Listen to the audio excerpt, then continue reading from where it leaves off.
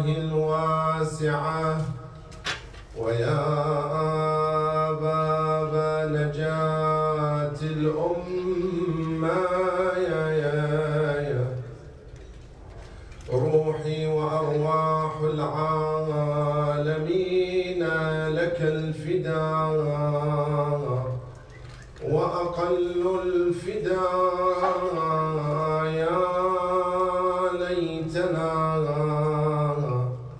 يا ليتنا كنا معكم سادتي فنفوز فوزا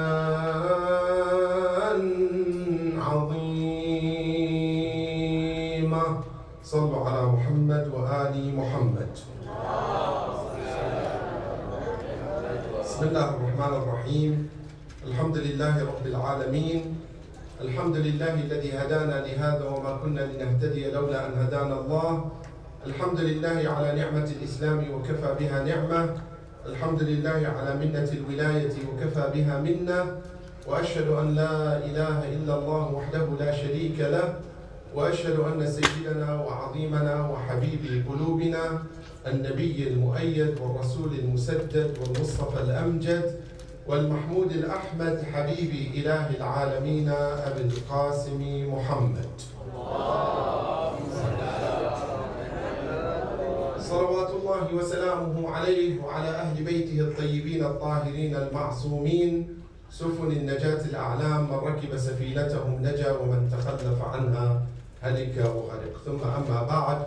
Respected brothers and sisters, respected elders, Assalamu alaikum jami'an wa rahmatullahi wa barakatuh. Allow me first and foremost to take this opportunity to thank the organizing committee for allowing me and availing me of the opportunity to be here with you again during these holy nights of the first 10 days of the holy month of Al-Moharram, to commemorate, to enrich our souls, to learn more and more about the biography of none other than the grandson of Rasulullah sallallahu alayhi wa sallam, and to enlighten our souls as well with the love of the Quran and the traditions of the Prophet and the holy household of the Prophet salawatullah wa salamu alayhim ajma'in during the course of our discussions for the next 10 or 11 so nights. Having said so, I also encourage both the brothers and the sisters, especially the youth of our community, if we can do our level best. I know the timing is a bit difficult at times, but if we can, it would be a good idea to attend the Q&A session, because sometimes I feel personally we can get more out of a Q&A than you can get out of a lecture because of the interactive nature of the Q&A session. So it would be to the best of our community and our children to have this interactive session taking place prior to the actual lecture. Nevertheless, alhamdulillah, may Allah reward you as well and reward us all for giving us the opportunity and the ability, in fact, to be in these majalis, to be among those who are able to attend the gatherings in which the name and the memory of Imam Hussain salawatullah wa alayhi is celebrated and commemorated. Today, I would like to discuss the perspective of God's vicegerency through the revolution and the mission of Imam Hussain salawatullah wa salamuhu alayhi. If we probe into the Quran, and I think for Muslims in general and for us in particular, if I may say so, Quran should be a pivotal and the axis of all our life.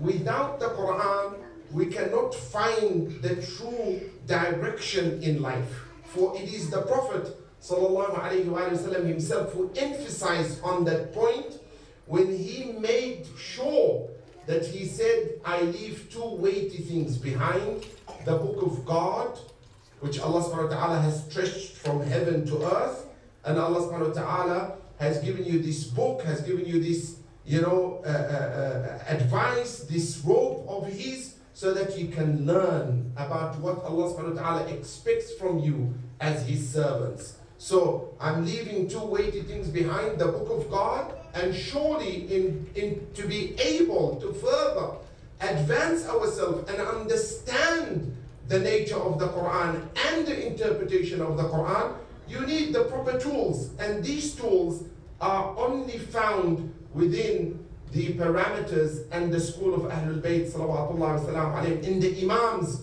and the leaders and the teachers of the community and the society. وَعِتْرَتِي أَهْلُ بَيْتِي, and my household, my family, for Allah subhanahu wa ta'ala has informed me that they will never be separated from one another until they will meet me back at the river of abundance. So the Quran is of importance to our lifestyle, and the teachers of the Quran, Ahlul Bayt salamullah alayhim ajma'in, is the other wing that we cannot separate our lives and ourselves from.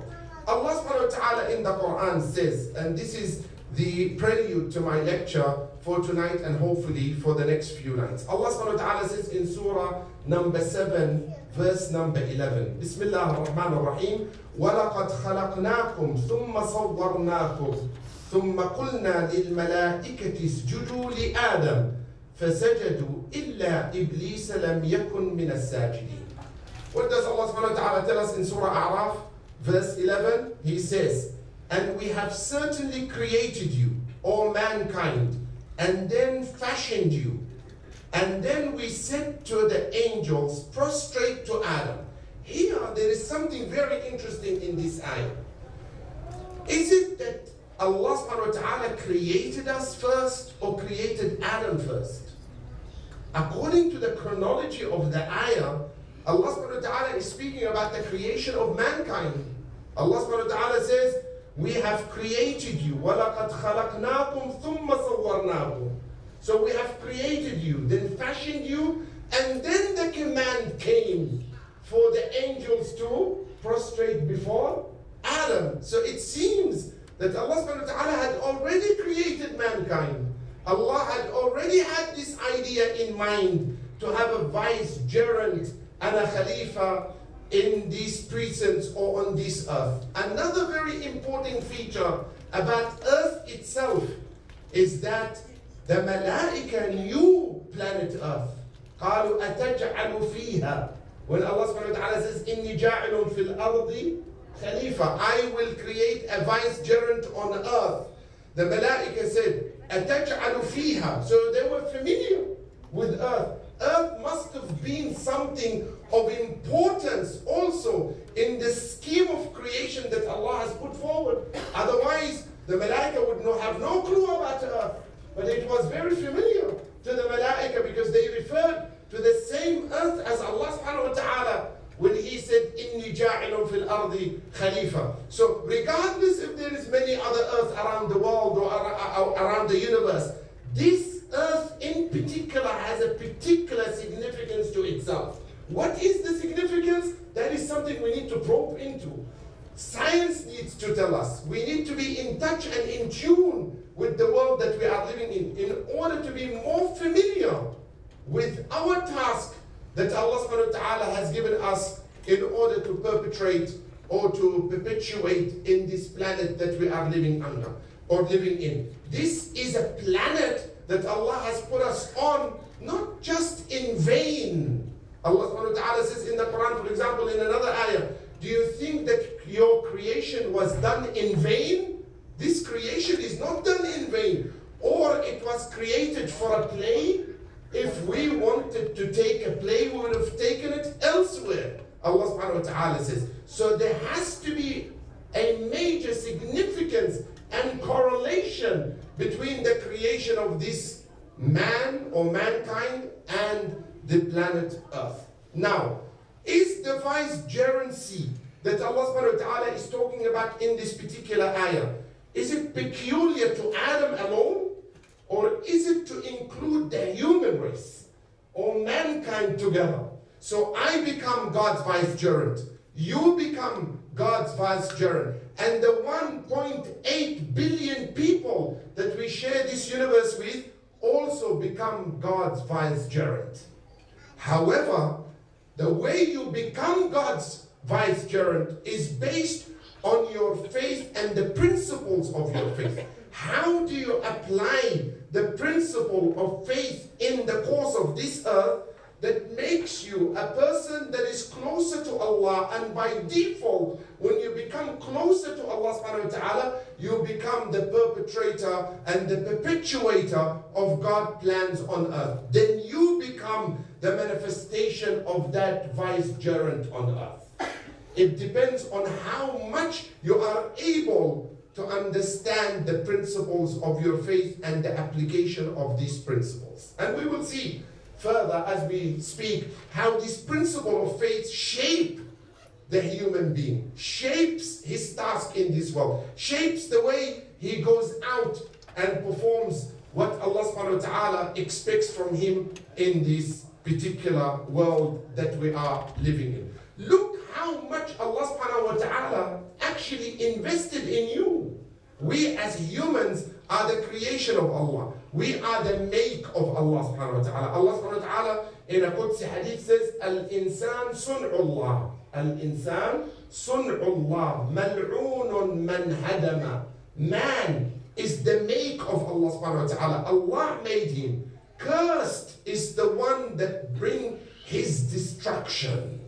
So the destruction of man on earth is something that is not looked lightly upon by Allah subhanahu wa ta'ala. Now, look at the correlation between the creation of Allah, which is man, and the importance of man on earth, you and I, and everyone that we share this world with, the other human beings, and how the malaika looked at that creation. The malaika were also concerned.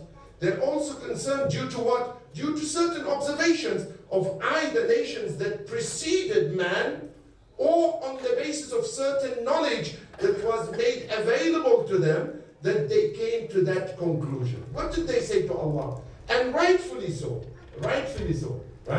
Because they knew the potential that this man has. قالوا أتجعل فيها من يفسد فيها ويسفك فيها الدماء وَنَحْنُ نُسَبِّحُ بِحَمْدِكَ وَنُقَدِّسُ لَكَ. They said, oh Allah, would you create in this earth someone that will create mischief and shed blood, while at the same time we are celebrating and glorifying your name? What did Allah subhanahu wa ta'ala says? قَالَ إِنِّي أَعْلَمُ مَا لَا تَعْلَمُونَ. What I know, what plan I have ahead is something that you don't know. What is that plan, oh Allah? The plan that Allah wants this man to assume his full potential in order to become godly-like. So you become an example of Allah on earth. You have all the potentials of power, inquisitive power, exploration power, every power that launch you into your fullest of potential in order to assume that God vicegerency on earth. And Allah subhanahu wa ta'ala wants to invest in you because you are His mate. Imagine this. Now with the advancement of medicine, imagine if I was able genetically to create a being. How proud would I be to see that being walking on the plane of this earth? Wouldn't you celebrate that achievement? Wouldn't you be so proud that you have been able to make a creation that walks the face of this earth? Then imagine how proud Allah is of His make. And how Allah subhanahu wa ta'ala is so proud in investing in you as well. So what is Allah's expectation in that regard? If Allah subhanahu wa ta'ala has invested that much in you, and that is the reply to the malaika, إِنِّي أَعْلَمُ مَا لَا تَعْلَمُونَ, because my investment in this human being is more than what you expect, is more what you can think of, is more than what you can ever envisage, because you were created to worship. He's created in order to evolve and to explore all his potentials at his own behest. At his own behest. What do I mean when I say at his own behest? In the sense that he has been given the power to believe or disbelieve. Right? But you have not been given that power. You have been only created to believe.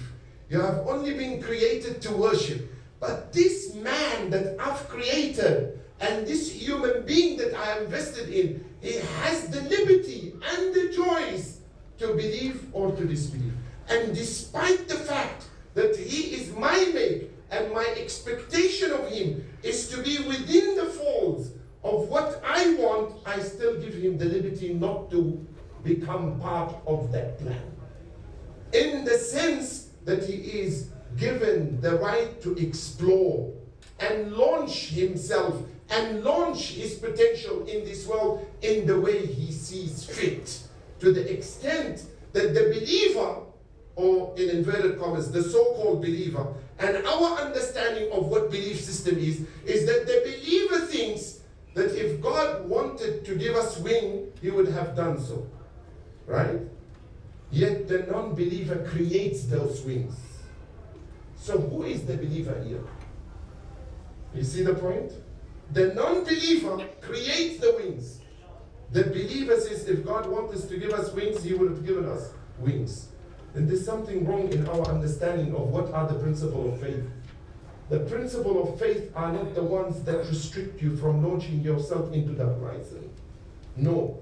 The principles of faith that are in synchronization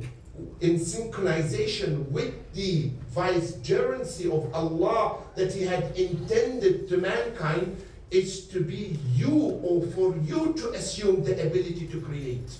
Not like Allah subhanahu wa ta'ala, no. To create as to invent, right? To create as to be able to launch yourself in order to assume full control of this earth, but within parameters. What are the parameters of being in full control of this earth? In what serves your fellow human being. Not on the basis of your own advancement, individual advancement. No, on the basis of launching yourself into this world in order to become an integral part of this universe that you are living in, so that others can benefit from your existence. So others can assume the role that you have assumed as a vicegerent and learn from your principle of faith, the same idea that made you a vicegerent, and they follow suit in order for themselves to be able to be in a position to become God's vicegerent as well. This is what Allah subhanahu wa ta'ala wants us to understand in the concept of vicegerency. Now look at Hussain ibn Ali, salawatullah wa salam alayhi. How did he understand this question of vicegerency? How do we come to know about the question of vicegerency on earth? Before I go to that extent, let me go back a little bit to the question of vicegerency on earth. That you and I have been selected and have been chosen by Allah subhanahu wa ta'ala to run this earth. Even at the cost of annihilating this earth, in the course of reaching your full potential, Allah subhanahu wa ta'ala allows you that. Allah allows you to use everything in this earth, even if this earth in the end is destroyed, in order to get your full potential. And that's what's going to happen. Allah subhanahu wa ta'ala says that this earth will be replaced with another earth on the day of judgment. Right? It will become something else. The mountains will be destroyed. Everything will be destroyed in the course of man reaching his full potential, in order to assume that position of being like God, in exploring everything in this earth for the benefit of other humans. Look at Imam Hussain salawatullah salam alayhi after drawing that point. Is there anything that Imam Hussain did not give in order for that other to reach their full potential? Right? He came out in a city that he was raised and born in the comfort of the very respect of the society that believed in his grandfather, Rasulullah sallallahu alaihi wasallam. I'm referring to Medina, of course. In that setup, in that community, he was very highly respected. He was recognized by the major companions of the Prophet that remained, after the Prophet ﷺ, and after the course and the death of his father, Imam Ali ibn Abi Talib, salawatullahi wa salam alayhi. He was known. He was not an entity unknown.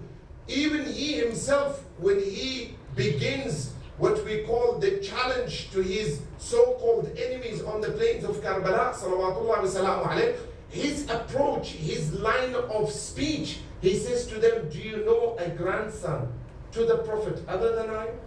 They said, no, you are the only grandson to the Prophet that we know of. We don't know any other grandson.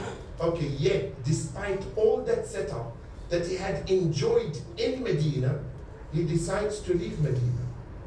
After the news was broken to him by Al-Walid, who was the leader of Medina, that Muawiyah has since died, and now the government has been assumed and taken over by Yazid.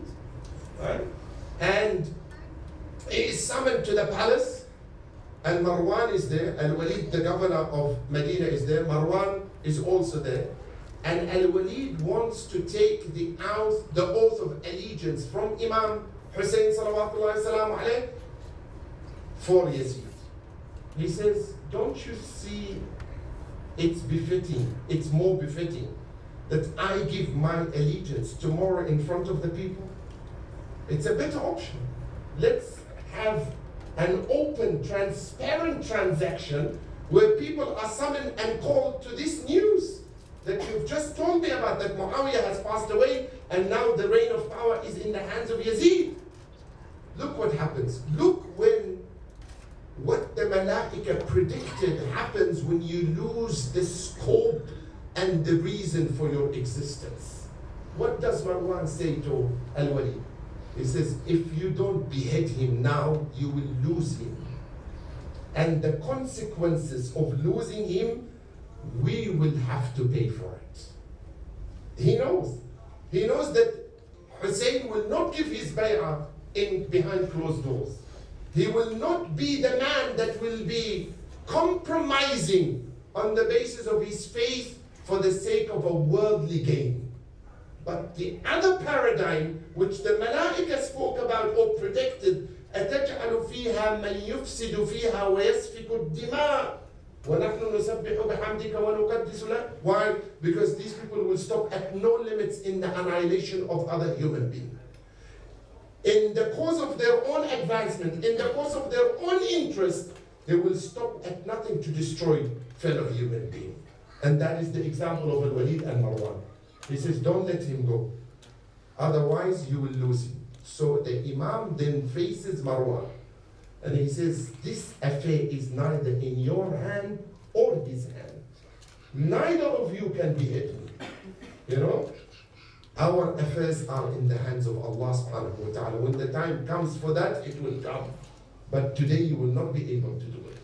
That confidence in the ability that he had in Allah subhanahu wa ta'ala, that when Allah's order comes, then no one can stop it. But Allah subhanahu wa ta'ala's order do not come until you exhaust all your chances. And you exhaust all possibilities before you. Because it is part of God's justice to avail you of all the opportunities that are available to you before anything could happen. Look at, for example, the following discourse that happens between Musa and Allah in order to understand the ability of Allah subhanahu wa ta'ala. When Allah subhanahu wa ta'ala wanted to save Musa, right? What happened? Allah subhanahu wa ta'ala says in the Quran, chapter 26, verse 61, فَلَمَّا تَرَاءَ الْجَمْعَانِ قَالَ أَصْحَابُ مُوسَى إِنَّا لَمُدْرَكُونَ. When the two parties met, meaning Pharaoh and the Israelites, يعني Bani Israel, what did they say? The Israelites, they said, these people are fast approaching us. إِنَّا لَمُدْرَكُونَ. You know, they said to Musa, and when the two companies or parties saw one another, the companions of Moses said, indeed we are to be overtaken. Khalas. We stand no chance. We are going to be finished. What did Musa say? What was his reply? This is a reply of a person that knows everything is in the affairs of Allah, not in the hands of anyone. قَالَ كَلَّا إِنَّ مَعِيَ رَبِّي سَيَهْدِينِ. He says, no, By God, I have God on my side, and He will show me the way out. This is the kind of belief Allah wants to invest in you as a human being. This is the vicegerency that Allah wants you to have. To surrender yourself subjectively into the ability of Allah subhanahu wa ta'ala. You know, there is an objective worship and there is a subjective worship. Objective worship is what? Is that Allah is nice to worship, Allah is love, Allah is this, Allah is that, Allah is accommodating, Allah is accepting. The subjective form of it is what? Is that I know all of this, and in order to find Him, I have to humiliate myself before Him in order to be His true servant. Right? True servitude is not to be arrogant. True servitude is to humble yourself and rid yourself of all arrogance before Allah subhanahu wa ta'ala. In order to assume your position with Allah subhanahu wa ta'ala as Allah wants you, not as you want or expect Allah to have you. See, when we worship Allah, do we worship Allah from the perspective of how we want or how He wants? Right? Sometimes you can rationalize a law. Sometimes a law cannot be rationalized. Why? Because it's coming from someone who has more power and ability to understand what is best for you before you can even blink an eye. So not everything can be rationalized. Right? For example, Allah subhanahu wa ta'ala says what? Allah subhanahu wa ta'ala says in the Quran, وَلَكُمْ فِي الْقِصَاصِ حَيَاتٌ يَا أُولِي الْأَلْبَابِ. How in punishment there is life. Right? How in punishment there is life. Allah subhanahu wa ta'ala says in the penal code of Islam, in the punishing system of Islam, there is life. How? To rationalize it at face value, it makes no sense. Because you're talking about punishment, yet it gives life. So how do you rationalize it? If you want to rationalize it, you need to understand the scope of what Allah is trying to say. What is Allah trying to say? The harder the punishment, the less likely the commitment of the crime to take place. Right? So the more we make the punishment severe, the less likelihood a person would even think or contemplate about what? About the crime or carrying out the crime. In doing so, what have we achieved? We have achieved two things: the preservation of the potential crime and the preservation of the life of the one who was the crime going to be committed against. So in punishment, there is life or death. There is life for both the potential criminal and the one who will be the victim. That's why Allah subhanahu wa ta'ala says, وَإِنَّ لَكُمْ فِي الْقِصَاصِ حَيَاةٌ يَا أُولِي الْأَلْبَابِ. You, if you think, look at the entire picture, look at the entire perspective of things. Don't look at things from one angle. No, look at the comprehensive picture in all. So Musa said, صلوات الله وسلامه عليه, كلا إن معي ربي سيهدين. Then what happened after that? After he said these particular words, Allah subhanahu wa ta'ala then continues the discourse. فَأَوْحَيْنَا إِلَى مُوسَى أَنْ اضْرِبْ بِعَصَاكَ الْبَحْرِ. We have revealed, or we have given to Moses revelation that what should you do? You should strike the sea. You should strike the sea. طيب, I strike the sea. What will happen, Ya Allah? فَانْفَلَقَ فَكَانَ كُلُّ فِرْكٍ كَالطَّوْدِ الْعَظِيمِ. So when he hit the sea split. Each side became like a mountain. Okay. Allah subhanahu wa ta'ala then ordered Musa, وَأَنْجَيْنَا مُوسَى وَمَنْ مَعَهُ أَجْمَعِينَ. Right? We saved Moses and all the ones that were in the legions of Moses, in the group of Moses. Then what happened? What happened is that Moses, after got to the other side, in order to make sure that his people are safe because of his role as a vicegerent, he's not just thinking about himself, he's thinking about his own people. He wanted to strike the sea again so it closes. Allah says, no, I have a better plan. Look what Allah says. He says to him, وَاتْرُكُ الْبَحْرَ رَهْوًا إِنَّهُمْ جُنْدٌ مُغْرَقُونَ. What does rahwan mean in Arabic? Rahwan in Arabic means as-sukun wal-infiraj, meaning leave the sea as it is. calm but split. It's not time for you to strike the sea back so it collapses. So what's the idea? The idea is leave Pharaoh to go through it first. Let him go through the same path that you've just come out from, then we will collapse the sea on him. Now is not the time. Now is not the time. Allah subhanahu wa ta'ala, in doing so, what is he telling us? He's saying, with the same sea I save is the same sea I used to drown. Who has this ability? Who has the ability to use the same mechanism to save someone and to drown someone? Only Allah subhanahu wa ta'ala. That's why Allah knows no one can challenge him. And because Allah knows no one can challenge him, look what he said about his own self. Before he asks you to testify to his oneness and to his godliness, he testified to his oneness by himself first. Shahid Allah annahu la ilaha illallah. Allah subhanahu wa ta'ala confessed to himself first. He said, God testifies to himself that there is no God but he. And let me tell you this. If God knew there was another God, he would not be able to say that. You know why? Because there will be a challenge to him. And since there is no challenge to Allah, Allah was able to confess to himself that he is the only God. That is what? That gives you inspiration and confidence in what you are following. More than that, the Prophet also testified to himself that he's a prophet. How? There is a very beautiful story that happened once with Jabir. Jabir, son of Abdullah al-Ansari. I'll go back to Imam Hussain. Jabir ibn Abdullah al-Ansari came to Rasulullah sallallahu alayhi wa sallam once and he said, Ya Rasulullah, I have taken a debt from a Jewish person. And the time of the debt has come to pay. And my palm trees this year, against my expectations, did not give the amount of dates that I was expecting so that I could sell in order to pay the Jewish man his due right. So he said, all right, I'll talk to the Jewish person. So the Prophet summoned the Jewish person. He said, أمهل جابرا قال لا يا أبا القاسم. Huh? The Jewish man said, no, Abu al-Qasim, I will not give him respite. I will not give him time. The Prophet ﷺ said, أمهل جابرا. Twice he said it. Give respite to Jabir. He will pay you in due time, but he can't this year. He said, no, Ya Abu al-Qasim. So Rasulullah did not repeat himself. He got up and he said to Jabir, take me to your orchard.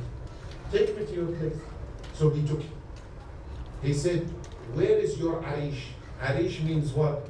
It's a place where the owner of a farmland puts a canopy, a canopy between trees, and he puts like a shade and sits under it for rest. He said, where is your arish? So Jabir took Rasulullah to that place. So he sat under that arish, and then the Prophet said, you also chill. Yani sit with me here. Right? The Prophet didn't say, I said it, all right? He didn't say chill. They didn't have this word then. I'm saying it, all right? So he said, you chill here. And the Prophet went around the trees and made certain du'as on the trees. There were crops there, but they were not enough. Then he came back and he said to Jabir, go and harvest your crops. Go and get your crops now. So he went, he started harvesting. And then after he harvested all his stock, he paid back the Jewish person. And then he came to Rasulullah with a beautiful bowl of dates. He said, Ya Rasulullah, my crops have given me excess. Yani I'm in excess this year. I paid the Jewish person. I reserved whatever I could preserve to my family. And this is also leftovers. Yani not leftovers, this is also excess.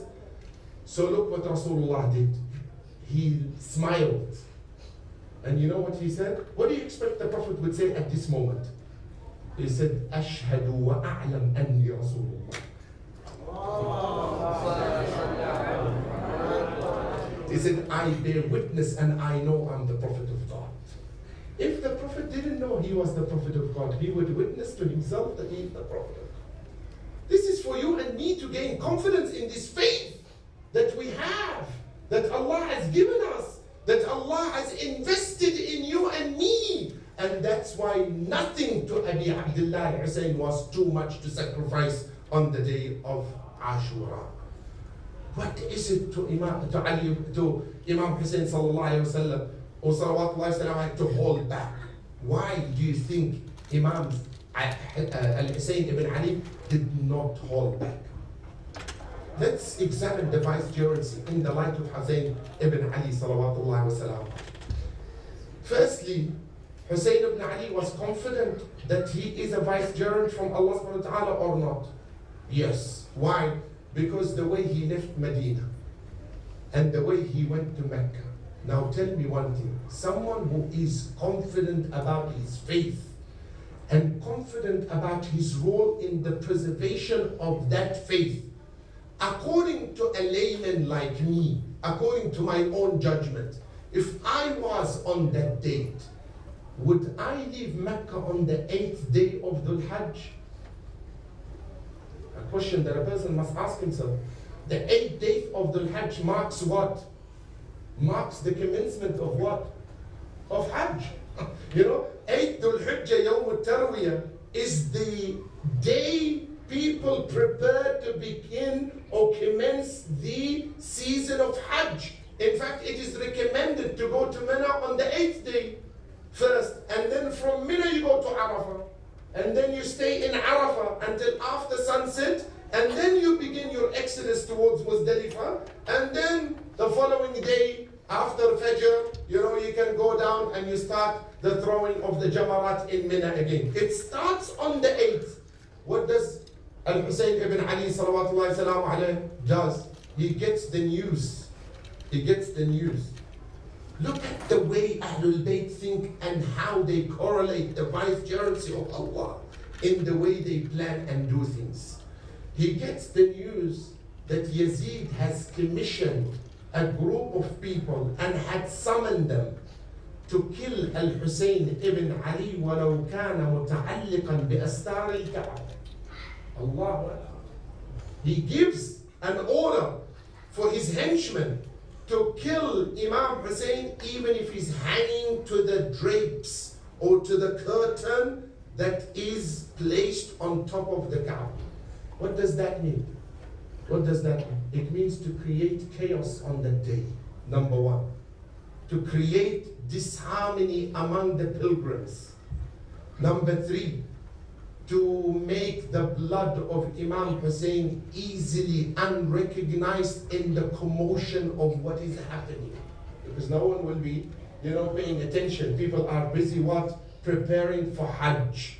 So if Hussain salamullah alayhi is to be killed in that moment, no one would be bothered. Why? Not because they don't want to be bothered, because they are preoccupied by the preparation of Hajj. This marks another problem for Muslims. What is the problem that Muslims face? Is that we are more into rituals than the actual religion itself. What represents religion on that day? What is made from brick and mortar, or what is made from flesh and the investment of Allah in a human being?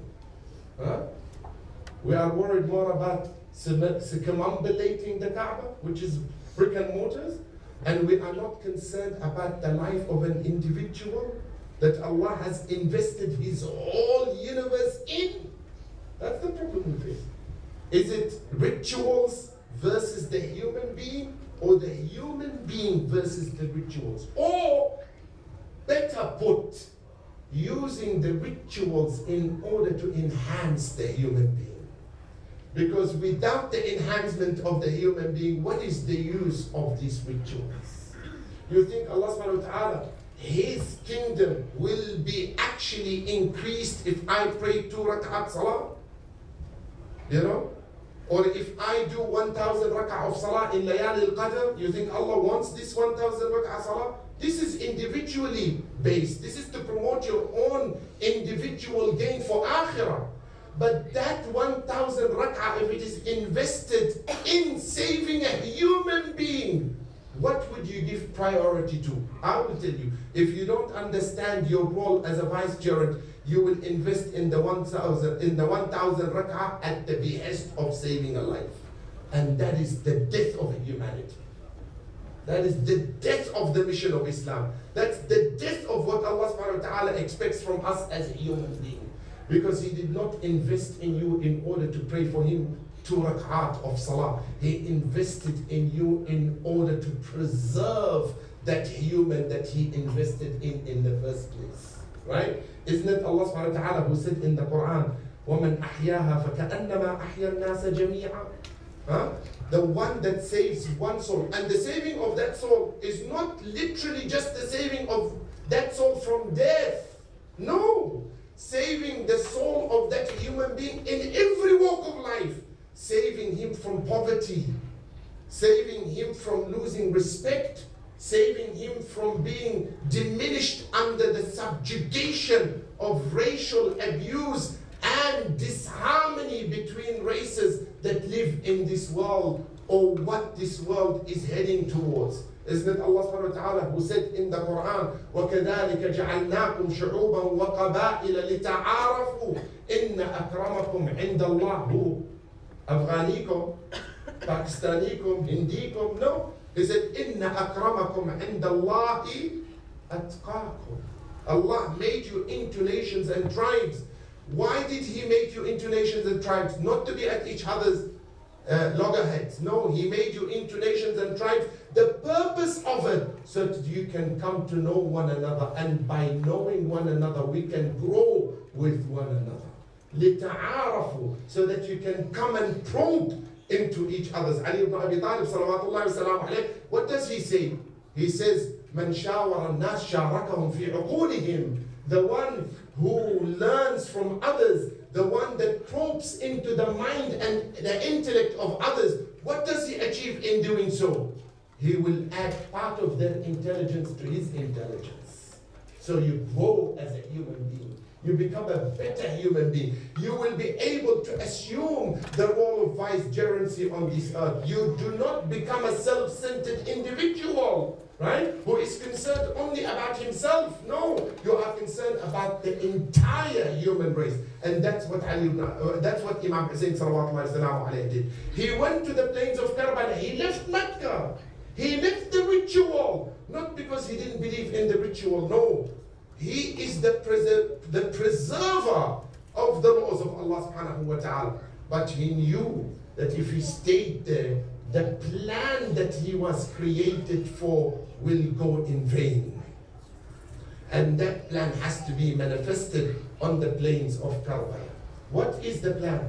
The plan is that you do not compromise when it comes to the truth.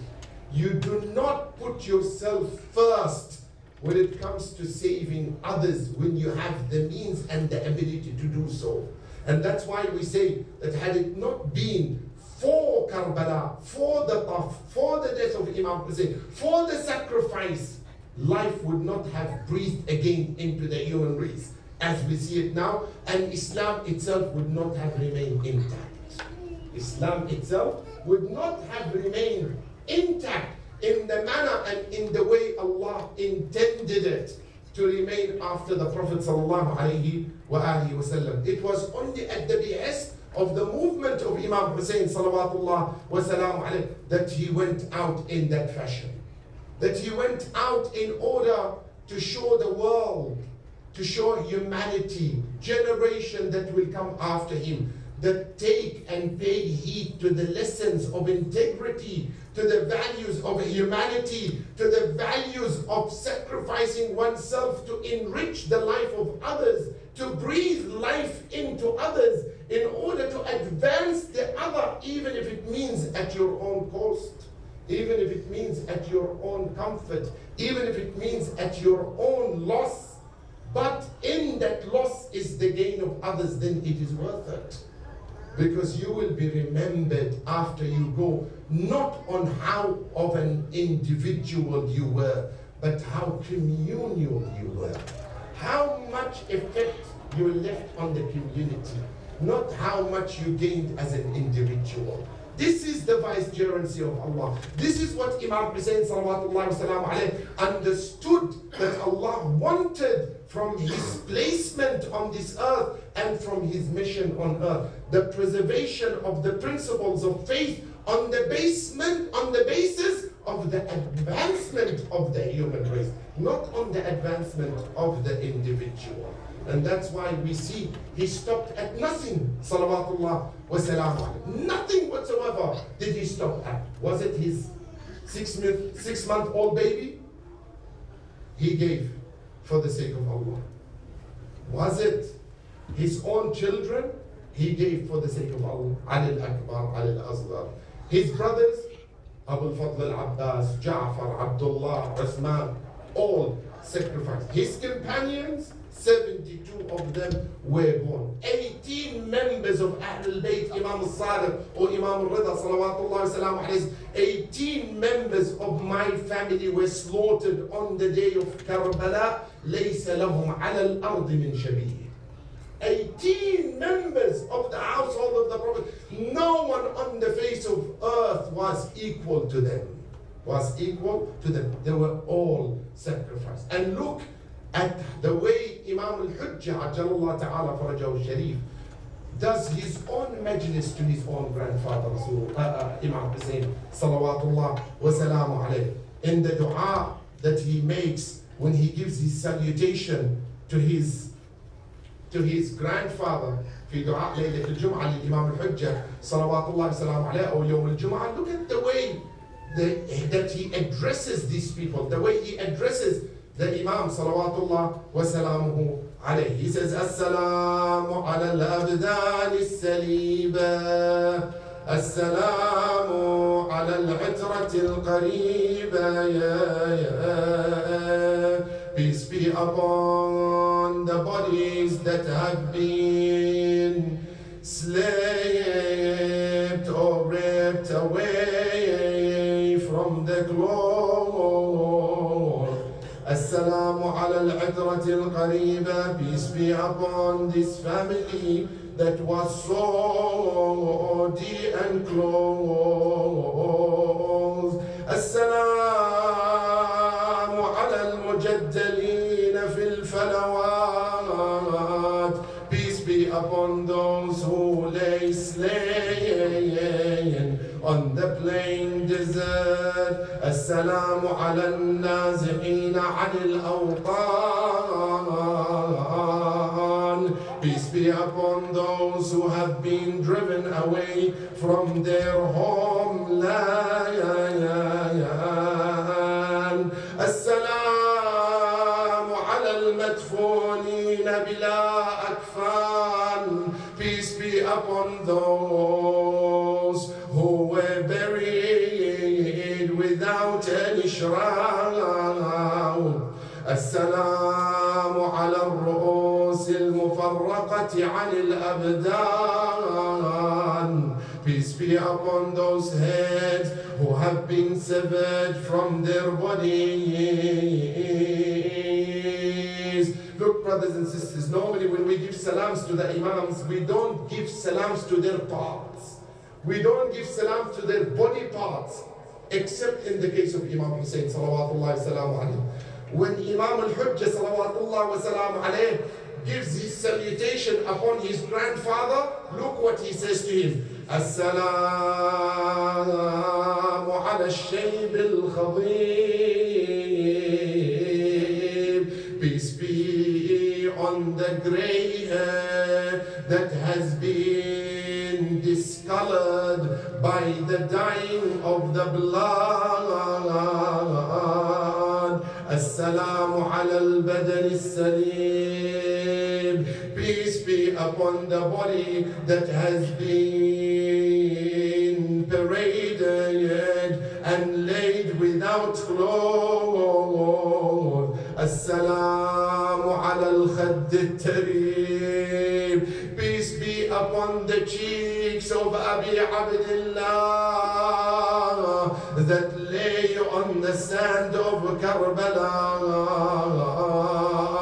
And finally, look what he says to his grandfather. Wallah ya'uzu alaykum ya mu'mineen. But I have to say it to leave the majlis. He says, Assalamu ala al-thaghr al-maqru' bil-qadid, peace be upon the teeth of Abu Abdullah that were hit by the stick of Yazid.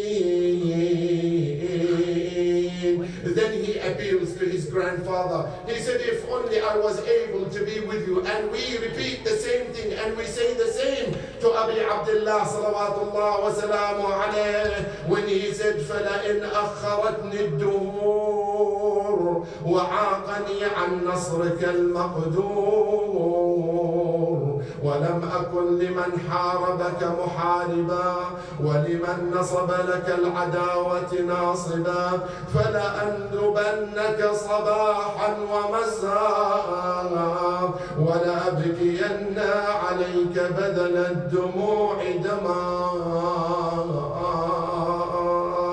He says, surely, O Abu Abdullah, if it wasn't for the years and the days, and if it wasn't for the separation of the time that delayed my victory to you, and if I don't become an enemy to your enemy, and if I don't become the one that disassociates himself from those who created enmity towards you, what can I do then in that regard? I will cry for you day and night, and my cries for you will be, instead of tears, blood. Inna lillah wa inna ilayhi raji'un. وسيعلم الذين ظلموا أي منقلب ينقلبون. وصلى الله على محمد وآله الطاهرين.